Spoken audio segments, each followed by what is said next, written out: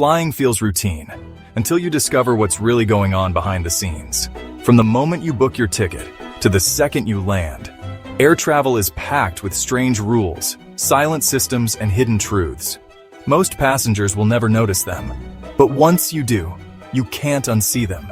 These are the shocking air travel facts no one talks about. And if you stick around to the end, you'll hear the one fact that even frequent flyers find hard to believe. Let's begin. Ever notice how the cabin lights dim before takeoff and landing? It feels peaceful, almost calming. But it's not about ambiance, it's about survival. If there's an emergency during landing or takeoff, your eyes need to be adjusted to the darkness outside the plane. So if the lights go out and you need to evacuate quickly, your vision isn't scrambling to catch up. In a crisis, seconds count.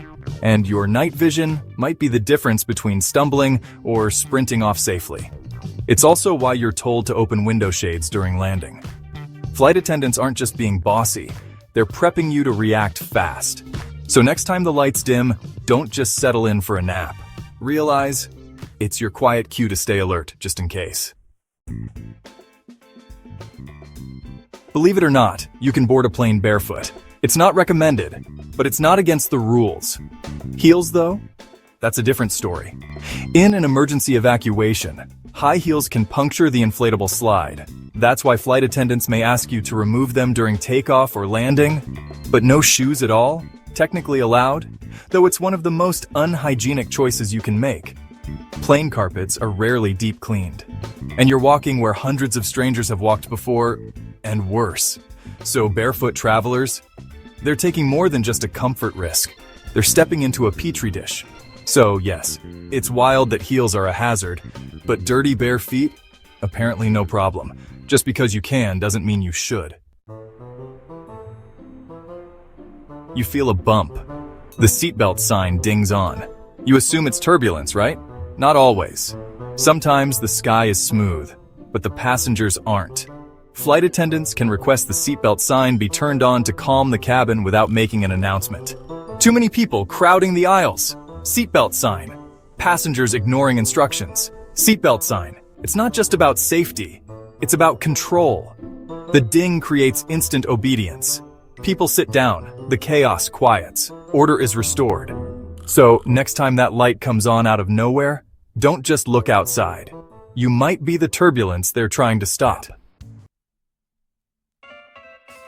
You've heard it every single flight. Please switch all devices to airplane mode. And sure, we all do it mostly. But have you ever wondered, what would really happen if you didn't? Would the plane suddenly nosedive? Would the cockpit go dark? Not quite. The truth is, your phone won't crash the plane, but it can interfere with communication systems, especially during takeoff and landing, when precision matters most. 100 phones pinging towers at 35,000 feet? That creates a storm of radio noise. And for pilots trying to communicate with air traffic control, that's the last thing they need. So is airplane mode about safety? Yes, just not the way you think. It's less life or death, and more about keeping the pilots from hearing digital static instead of runway instructions. So next time you forget airplane mode, you're not a criminal, but you might be a very loud nuisance in the cockpit.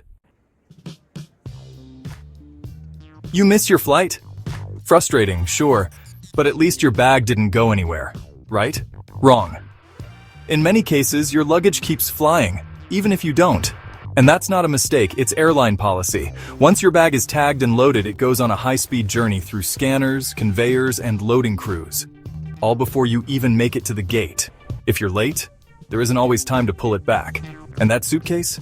It's on its way to your destination, without you. Sometimes it arrives a day before you do. Other times it vanishes into the baggage claim abyss, waiting for a traveler who never arrives. So next time you're running late, don't just worry about missing your flight. Worry about your suitcase having a better trip than you. Stop. You've seen it in every safety video. Put on your oxygen mask before helping others. But here's what they don't tell you. That mask only gives you about 12 to 15 minutes of air. That's it, not hours, not the whole flight, just a tiny emergency window. Why so short? Because it's not meant for long-term breathing. It's designed to keep you conscious, while the plane descends to a breathable altitude. If the cabin loses pressure, you've got seconds before hypoxia kicks in. That's dizziness, confusion, and eventually blackout. The masks buy just enough time for the pilots to dive the plane down fast, usually within 5 minutes. So if those yellow cups ever drop from above, don't hesitate. Put it on fast. Your survival depends on those precious few minutes. You're mid-flight. The seatbelt sign finally turns off, and you make a beeline for the bathroom. But here's something you probably didn't know. You can be denied access to the lavatory, even when it's empty. Flight attendants are trained to block passengers from using bathrooms at certain times, especially during takeoff, landing, or when you're close to the cockpit. Why? Security. If you try to sneak in when the captain says no, you could delay the flight, or worse, raise a red flag with federal air marshals. And yes, there might be one on board. You just won't know who they are. So even if nature calls, resist the urge to bolt from your seat, because one badly timed bathroom trip could land you on a watch list. You sit down, plug in your headphones, and start browsing the in-flight entertainment menu.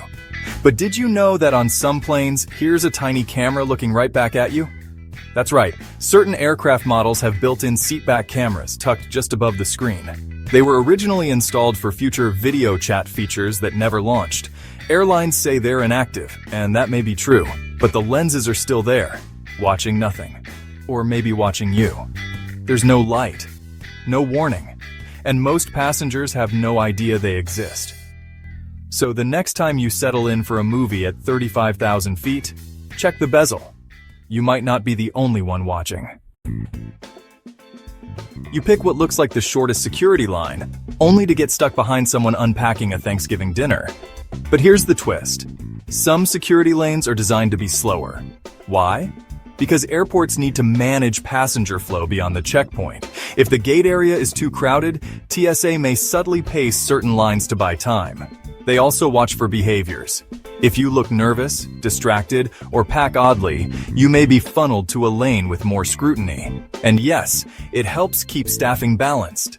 Not all lanes are created equal, and some are meant to feel slower, so the rest of the system keeps humming. You know that moment when you leave the gate, and suddenly step into a jet bridge that feels like a meat locker? That's not a glitch, it's on purpose. Airports and airlines keep jet bridges cold for one key reason: to keep you moving. Freezing air makes people walk faster, discourages crowding, and speeds up boarding without a word. It also helps regulate the heat spillover from the terminal and plane. But mostly, it's behavioral. Too warm, and people linger. Too cold, and you shuffle along like a polite penguin. It's silent crowd control, and you've probably never questioned it, until now. You're walking past duty-free. Maybe you weren't even planning to buy anything, but suddenly you feel drawn in. That's not coincidence. That's scent zoning. Airports and retail partners pump specific fragrances into certain areas to trigger emotion and memory. Vanilla near high-end shops, citrus near checkout lines. These scents are designed to slow you down, make you feel relaxed, nostalgic, or impulsive. And the wild part? You almost never notice it. It's scent-based crowd control with a sales strategy. Next time something smells nice as you pass a store, check your wallet. You might already be spending. You grab the window seat, you lean over, and stare out at the clouds. But what if I told you? That view might not be exactly what it looks like. Here's the thing. Some airplane windows aren't directly next to the actual fuselage opening. Depending on the aircraft design, your window frame might be slightly offset from where the real opening is. So what you're seeing could be an angle, a mirror, or even a double-paned illusion that makes things appear more aligned than they really are. And yes, some cabin walls have dummy windows, especially in rows reserved for crew rest or equipment. So while you think you're gazing at the sky, you might just be staring through the most convincing optical trick at 35,000 feet. Kind of makes you rethink the whole best seat on the plane, doesn't it? You're soaring through the clouds at 35,000 feet, but there are places in the sky your plane will never go. They're called no-fly zones, and they're very real. Some are obvious, like around the White House or Area 51. Others, not so much. There are hidden airspace restrictions over military bases, nuclear sites, even certain private estates. And it's not just about safety, it's about secrecy. Stray into one of these zones and the cockpit could get a warning from air traffic control. Or worse, a military escort. Most passengers never realize it. But that smooth detour on the flight map? It might be your plane deliberately avoiding restricted airspace. So the next time your flight makes a weird loop or zigzag, know this? It's probably not turbulence. It's a route built around something you were never meant to see. Airlines don't just fly planes from point A to B. They manage passengers. From boarding to landing, a set of hidden flight secrets quietly guides your every move. You're being influenced more than you realize. When to sit, what to hear, even how you feel during the flight. It's all intentional. And the less you notice it, the better it works. And at the end, I'll reveal the one quiet rule even seasoned travelers never see coming. Let's begin. You probably don't think twice about the floor beneath your feet at the airport, but someone did. Airport tiles are intentionally chosen and arranged to control how fast you walk through certain areas. Hard surfaces and walkways keep you moving quickly. Soft carpet near retail zones? That slows you down just enough to look and maybe buy. The change isn't random. It's called behavioral flooring, and it's backed by psychology. Even spacing between tiles can influence your stride. You feel like you're just walking to your gate, but in reality, you're moving to a rhythm someone else designed. One step at a time. You scan your boarding pass at the gate. Beep, green light, you move on. But in some airports, that barcode isn't the only thing being scanned. Certain boarding passes come embedded with RFID chips. Tiny radio tags that track your movement throughout the terminal. They can log where you stop, how long you stand in line, and even which duty-free shops you pass by. Airports say it helps improve efficiency. But here's the catch. You're never told it's happening. You didn't turn it on. You can't turn it off. And yet your location may be part of a quiet data stream. Invisible, unseen, logged anyway. Now welcoming pre-boarding for those who need extra time. It sounds thoughtful, maybe even generous. But pre-boarding isn't just about mobility or assistance. It's a subtle tool for managing everyone else. When you see people start boarding, your brain gets triggered. It's happening. I better line up too. It builds momentum. FOMO.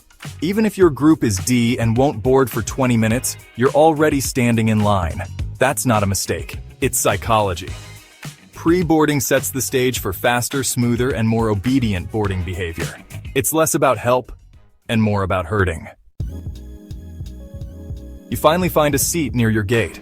You sit down and instantly realize this chair was not made for comfort.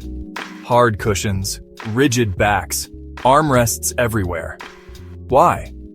Because you're not supposed to stay there. Uncomfortable seating discourages passengers from lingering too long. It keeps crowds rotating and makes room for more foot traffic. In some airports, chairs are even sloped forward slightly, so you don't fall asleep or sprawl out. And those fixed armrests? They're there to stop you from lying down entirely. It's not poor design. It's strategic discomfort. Comfortable passengers don't shop. Uncomfortable ones, they move and spend. Now boarding Group 1. You glance at your ticket, Group 7. So you stand and wait, and slowly inch forward. But did you know those boarding zones double as a countdown timer? It's not just order, it's orchestration. Every new group announcement builds tension, nudging people closer to the gate, even if it's not their turn. It keeps the crowd focused, compliant, and moving in sync. You're conditioned to follow the numbers, like watching a fuse burn down to zero. It's less about efficiency, and more about giving passengers a sense of urgency and control. And just like that, you're in line, right when they want you to be. Ever notice how the aisle feels roomier in first class, but suddenly tighter once you reach the back? That's not just the plane narrowing, it's intentional. Aircraft interiors are designed to feel more spacious in premium cabins, with wider aisles and open layouts. But as you move back, the aisle tapers subtly, making economy feel more cramped. Why? Because it creates a psychological contrast. highlighting the value of first class without having to say a word. Even the struggle to pass someone in row 34 is part of the plan. You're not just walking to your seat. You're being reminded there's always a better seat to buy next time. You're all set at gate B12. Snack in hand, bag at your feet. Then, the announcement hits. Attention passengers, your gate has changed to C37. A 12-minute hike across the terminal. Frustrating? Yes. Random? Not at all. Airports and airlines sometimes use gate changes as a tool to manage crowd flow.